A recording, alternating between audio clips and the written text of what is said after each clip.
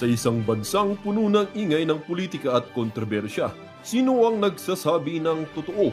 Sino ang nasa panig ng bayan? Welcome to Bayang Pinas, ang news channel na hindi takot maglatag ng katotohanan. Dito, pinag-uusapan natin ang mga isyong may kinalaman sa kinabukasan mo, politika, pamahalaan at ang tunay na kalagayan ng ating bansa. Hindi kami bayad, hindi kami bulag. Sa Bayang Pinas, ang boses ng mamamayan ang tunay na headline. Kaya kung sawang-sawa ka na sa mga baluktot na impormasyon at scripted na kwento, dito ka na. Dito sa Bayang Pinas, tayo ang bantay at boses ng bayan. Kung gusto mong manatiling mulat at informed, don't forget to like, share, and most importantly, subscribe dahil sa panahon ngayon, ang kaalaman ay kapangyarihan. Ito ang Bayang Pinas, balitang totoo, pusong makabayan para sa sambayanang Pilipino. Tara na't alamin ang tunay na balita. Mag-insert o magpasok ng 100 billion worth of projects sa BICAM. Sana po ay hindi nila ako mapatay bago ko mailabas ang lahat. Ginawa ko lang ang utos sa akin, pero ngayon, handa na akong harapin ang lahat. Ginagamit ng administrasyon ang buong resources ng bansa para tumahimik ako. That he will shoot me if I will talk. Gagamitin ako bilang panakipbutas sa kanilang kampanya laban sa korupsyon. Hindi na ako mananahimik, ilalabas ko ang lahat ng katotohanan. May resibo, may ebidensya, at may pangalan. Para sa bawat Pilipino, alam ko na buo ang galit ninyo sa akin ngayon. Nauunawaan ko rin kung bakit. Lalo na at malaki ang halagang nakataya. Pero bago kayo humusga, hayaan ninyong ipaliwanag ko ang buong katotohanan. Matagal akong hindi nagsalita dahil may direktang utos sa akin. Huwag nang bumalik ng Pilipinas at manahimik na lamang. Umalis ako noong July 19, 2025 para sa aking medical check-up. Nakaplanong bumalik pagkatapos ng SONA ni Pangulo. Pero habang papauwi na ako, tinawagan ako ni dating Speaker Martin Romualdez at sinabihan, "Stay out of the country. You will be well taken care of as instructed by the President." Noon naniniwala pa ako sa kanila, kaya't hindi ako bumalik.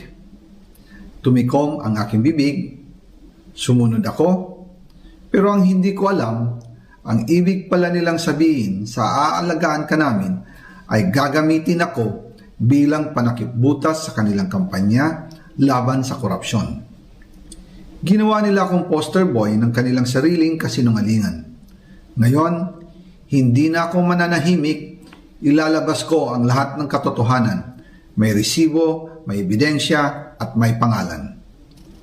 Nagsimula ito nung tumawag si Sekmina Pangandaman sa akin nung nag-umpisa ang BICAM process last year, 2024. Ang sabi niya, katatapos lang ng meeting nila ni Pangulo at may instructions na mag-insert o magpasok ng 100 billion worth of projects sa BICAM.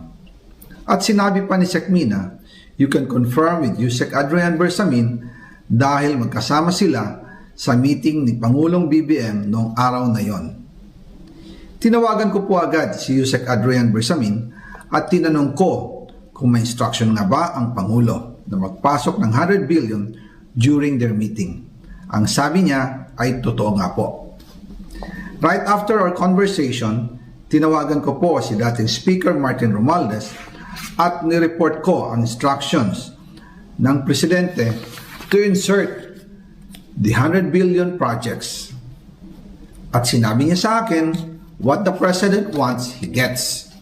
After ng ilang araw, nag-set po ng meeting si Sekmina Pangandaman at Yusek Adrian Bersamin sa amin ni dating Speaker Martin Romualdez sa Aguado Building in front of Gate 4 ng Malacanang at nandun din po si Yusek Jojo Cadiz. During the meeting, binigay po ni Yusek Adrian Bersamin ang listahan na worth 100 billion. Tinanong ko po si Yusek Adrian kung saan galing ang listahan. Ang sagot niya, galing kay PBBM mismo at binigay niya ito mula sa brown leather bag. Nung sinabi po ni Yusek Adrian Bersamin, yung brown leather bag, Naalala ko noong nasa Singapore kami right after the elections of May 2022 sa Hilton Hotel, kami ni dating Speaker Martin and PBBM habang pauwi at pabalik ng Pilipinas, hinabol ng PSG ang brown leather bag at ang sabi ni PBBM, maiwan na lahat, wag lang ang brown leather bag. Kaya naniwala ako na utos talaga ito ng Pangulo. Pagkatapos ng ilang araw, I informed sina dating Speaker Martin Romualdez, Sekmina Pangandaman, Yusek Adrian Bersamin, and Yusek Jojo Cadiz na kung pwede 50 billion lang ang ipasok sa program funds dahil so sobra ang DPWH funds versus sa DepEd. In practice, hindi pwede na mas malaki ang budget ng DPWH kaysa edukasyon. And yung balance na 50 billion, ilagay na lang sa unprogram funds for the 2025 budget. Dahil Office of the President din ang nagre-release ng lahat ng unprogram funds. Pagkatapos ng isang araw, tinawagan ako ni Sekmina at sinabi ang mensahe ng Pangulo. Ipasok ninyo yan dahil pinangako na sa akin ni Speaker Martin yan at hindi na pwedeng baguhin. Kumbaga, ang utos ng hari hindi pwedeng mabali. Again, I informed the Speaker and asked clearance about the instructions ng Pangulo. At ang sabi niya, wala tayong magagawa. Kaya po nagtataka ako kung bakit sinasabi ni Pangulo na hindi niya makilala ang budget. Samantalang lahat na binawas at dinagdag sa mga ahensya ng gobyerno ay humihingi ng approval sa kanya si Sekmina Pangandaman. Alright mga kareaksyon, handa na po ba kayo? Ito na po si Senator Marcoleta. Babanat na po mga kareaksyon. Ito panoorin po natin ha. Ito po yung live. Live po ito mga kareaksyon na re-reactionan natin. Ito na po, Senator Marcoleta, pasok! So, tingin ko po nung pa po, meron yung pork barrel pa po yata ang tawag doon eh. So, yun po yung panahon na yun, noon ako nakakaalam na merong certain amount intended for each legislators. Yun po. Senator Marcoleta is recognized. Salamat, Mr. Chair. I was a little bit excited this morning, Mr. Chair, nung makita ko yung 7th public hearing dahil nakita ko dun sa witnesses and resource persons. Yung new invitees is Congressman Ferdinand Martin Romualdez Sr. Only to be disappointed na hindi ko po siya nakita ngayon. And I also note, Mr. Chair, na ginamit po niyong basis, yung sulat po sa inyo ni Speaker Faustino Bojidi. Mr. Chair, hindi ko po masyadong makuha ang ibig sabihin ni Speaker Boji ng ito ang ginamit nila na para hindi padaluhin ang mga miyembro ng House of Representatives. Nako, si Martin Romualdez po daw nasa invitee pero wala. Ito, excited daw si Senator Marcoleta, ngunit wala. Hindi naman nila paatinin yun di ba? Siya yung kanilang pinaka anong tawag doon? Group leader yun. Subjecting them to a simultaneous legislative inquiry on the identical subject could potentially prejudice the findings of the ICI. Pasensya na po, Mr. Chair. Note, Mr. Chair, na ginamit po niyong basis, yung sulat po sa inyo ni Speaker Faustino Bojidi. Ito po, ulitin po natin para mas maliwanag.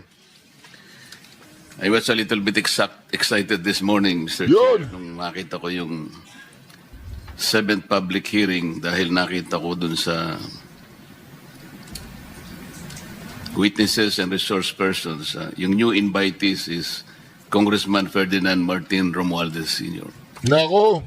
Only to be disappointed na hindi ko po siya nakita ngayon. And I also note, Mr. Chair, na ginamit po niyong basis, yung sulat po sa inyo ni Speaker Faustino Bojidi.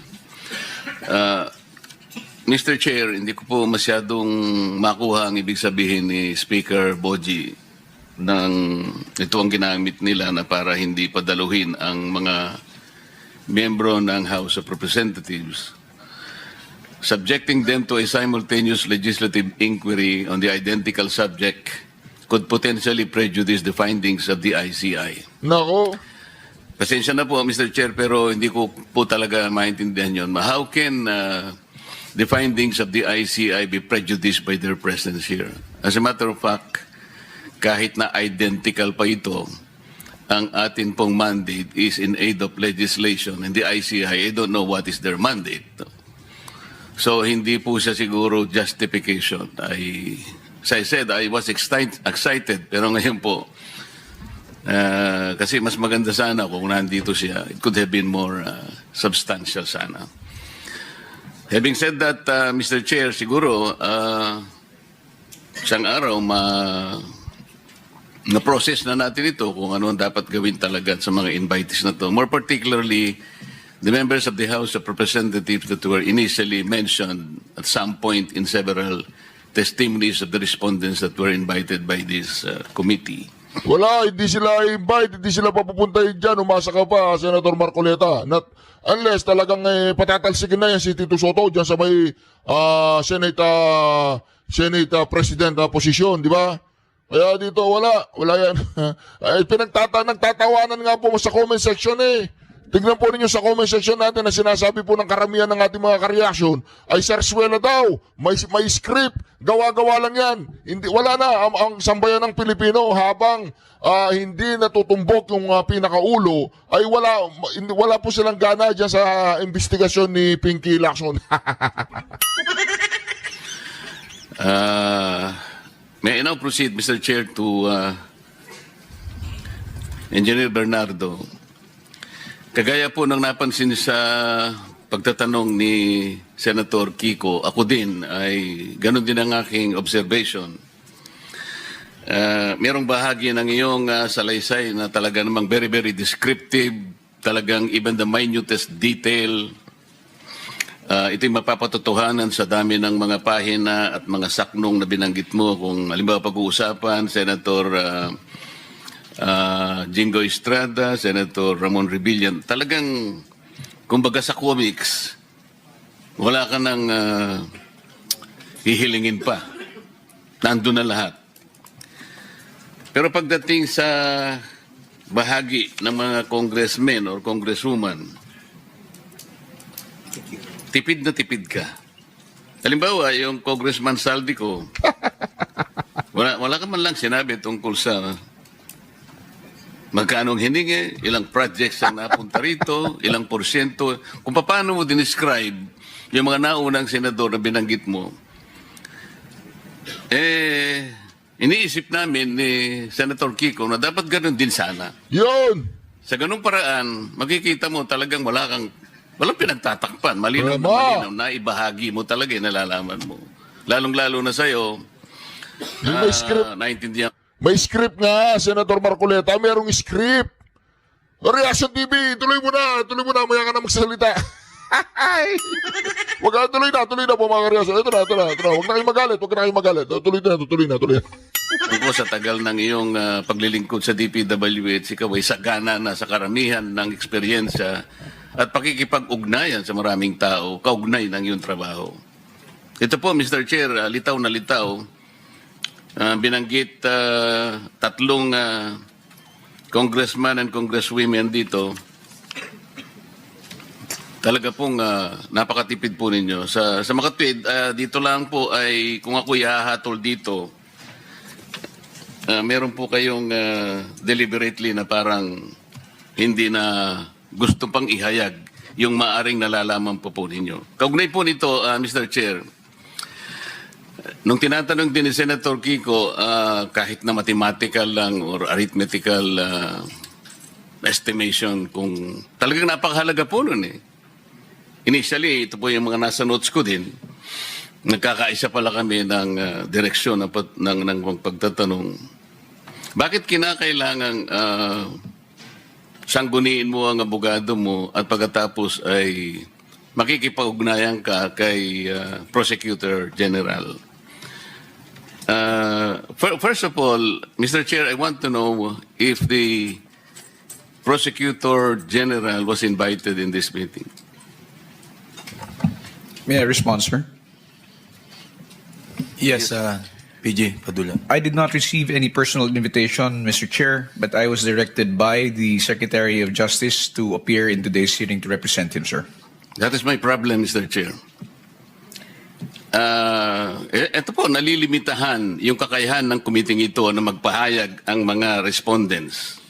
Katulad nung tinatanong ni Senator Kiko, at yun gusto kong maitanong, bakit kinakailangan po na pigilan siya at some point on the things that he might be able to shed light to this committee? Ano ngayon kung halimbawa tamaan yung mga ibang tao sapagkat ito naman ay pagsasalaysay ng kanyang buong nalalaman? Ang totoo niyan, indicative na sa mga ibang pinagsasabi niya rito na gusto niya talaga. Gusto niyang ihayag ang buong katotohanan.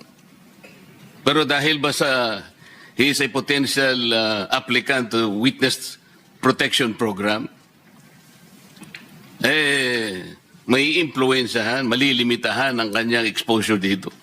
Ito po yung hindi ko maintindihan, Mr. Chair. Why is the Department of Justice at some point is interfering in the proceedings of this committee? This is something that we should probably process. Kung ganun pala yun, hindi malayang supplemental affidavit ito. This is questionable to the very least. Ang sabi mo rito, Engineer Bernardo, statements of facts applicable to all. Sa Tagalog, pagsasalaysay na applicable sa lahat. Tama. Hindi kita narinig. Sorry po, Mr. Chair. Yes po, Mr. Chair. Okay. Kung ito'y pagsasalaysay ng applicable sa lahat, katulad ng binabanggit mo sa paragraph 9, I can confirm based on my personal knowledge that in some form or another or in various extents, most proponents have their own designated contractors who will take on the projects for the former's benefit and advantage. Sometimes other proponents would request me to suggest contractors for them who are known to me or referred to me by friends and other personalities. These are situations that national and local elected politicians would request me to source projects for them. Di dapat ihayag mo rin lahat. The problem is there is a prosecutor general who is not very interested in prosecuting people. He's very selective, Mr. Chair. This is something that is objectionable. May I be allowed to respond, Mr. Chair? You may respond. Thank you, Mr. Chair. I take exception to the observation of the good senator that the Department of Justice is interfering in the investigation being conducted by the committee. In fact, Mr. Chair, whatever limitations there are to the testimonies of this witness who is present here is not something which is being dictated by the Department of Justice, but by law that is covered by Republic Act 6981, particularly Section 7 thereof. It is not our intention to restrict his testimony, as in fact, For he our said- education, kindly tell us what Section 7 is about. Yes, Mr. Chair. Section 7 of RA 6981 clearly states confidentiality of proceedings. All proceedings involving application for admission into the program and the action taken thereon shall be confidential in nature. No information or documents or given or submitted in support thereof shall be released except upon written order of the department and of the proper court. Any person who violates the confidentiality of said proceedings shall upon conviction be punished with imprisonment of not less than 1 year, but not more than 6 years, and deprivation of the right to hold a public office or employment for a period of 5 years. How can that provision apply? Yes, Mr. Chair, we believe it will apply. How can it apply? Tinatanong lang ni Sec Kiko, ni Senator Kiko, tinatanong lang namin, magkano ba lahat? How does provision apply? Mr. Chair, any matter pertaining to the... No. I'm not talking about any matter. Senator Kiko and myself is only trying to extrapolate gaano ba kalawak, the magnitude of this whole thing, para magkaroon lang kami ng mental picture about this. To explain that, Mr. Chair, if I How may be can allowed. that provision apply? Why would you limit the witness from telling at least an idea of how much it is? Mr. Chair, in the earlier proceedings, the question asked by Senator Pangilinan was already addressed by this representation when we said that the witness may openly give a mathematical computation of what is based in the affidavit. There was no restriction given by the Department of Justice. I think that is on record, Mr. Chair. Okay, why are you intervening? Because of the provisions of the law on confidentiality, sir, that is why it was referred to us. It was referred to us by the witness because he has The a matter of memorandum of giving us an agreement. estimate is a confidential matter? No, precisely, Mr. Chair. That is the reason why we had already acceded to the request of Senator Pangilinan. Mr. Chair, With the permission of Senator Marcoleta. Just a point of information for our colleagues. Yes, actually, I precisely pointed out that it's already a public document that was submitted to us, and all that Mr. Bernardo would do is to make a mathematical computation of, or an estimate, diba? A ballpark figure of the amounts that may have been, total amounts that may have been involved, based solely, no, and within the confines of the affidavit, and therefore I was satisfied. But yes, and the DOJ said they will submit. They have allowed, or they will be submitting, or they have agreed that Mr. Bernardo, their witness, will be submitting and address my request. may I continue, Mr. Chair? Mr. Chair, I'm surprised that an applicant to be processed under the WPP has the effect of limiting his testimony before this committee. This is a different matter altogether. Mr. Bernardo is being presented here. I think he was invited to shed light to the matters investigated in this committee. Whatever his use as a potential state witness, that is for the Department of the Justice to decide. Hindi dapat mag-conflict itong dalawang ito eh. Yun lamang ang point doon, Mr. Chair. Parang ang nangyayari with the presence of the Prosecutor General here, parang nalilimita yung gusto naming malaman dito. Lahat ng itatanong namin, kinakailangan i-refer sa kanya. O parang ikaw ang director dito, hindi yung chairman. Ito yung parang inconsistent na nakikita ko. Let me continue, Mr. Chair. Engineer Bernardo, hindi lamang ikaw, kundi kahit na si Engineer Alcantara or even Bryce Hernandez and others, palaging binabanggit ang pangalan ni Saldico. Pati yung halaga ng pera, pati mga litrato ng pera na ito ibibigay kay Saldico, ito yung para kay Saldico. And for that matter, even the last witness presented before we adjourned, Orly Gutesa, connected also Saldico. Talagang maraming nagsasabi na talagay siya yung nasa center nito. And Gutesa did more. He connected the dots between Saldico and Martin Romualdez. Ang kinalulungkot ko dito, Engineer Bernardo, napakatipid nung pagkakalahad mo ng salaysay tungkol kay Saldico. Samantalang kay Engineer Alcantara, magkano na yun? 5 billion ng projects. At tinanong ka pa nga ni Engineer Bernardo, mahusay bang kausap si Engineer Alcantara? Mahusay naman po. Ang sabi ng chairman, tinanong ka, ano ibig sabihin ng mahusay kang kausap? Madali ka at saka honest kang mag-deliver ng, yun, di ba ganun? Yes, Your Honor po. Ayun nga po, bakit sa ganung exposure ni Saldico sa lahat ng transaction na pinag-uusapan natin dito, bakit wala ka man lang ng pension na konting detalye, Engineer Bernardo? Mr. Chair, binanggit ko na po nung umpisa na wala po akong personal knowledge sa transaksyon nila. Sa totoo lamang po, sila po ang kausap ni Zaldico. Hindi po ako tungkol sa proyekto. Wala po kaming pinag-usapan ni Zaldico except for some projects po na pinapalo up lang nila for implementation. Pero yung ang sasabihin niyo po ay tungkol po sa mga porsyento or whatever, sila po ang nag-uusap dun. Hindi po ako.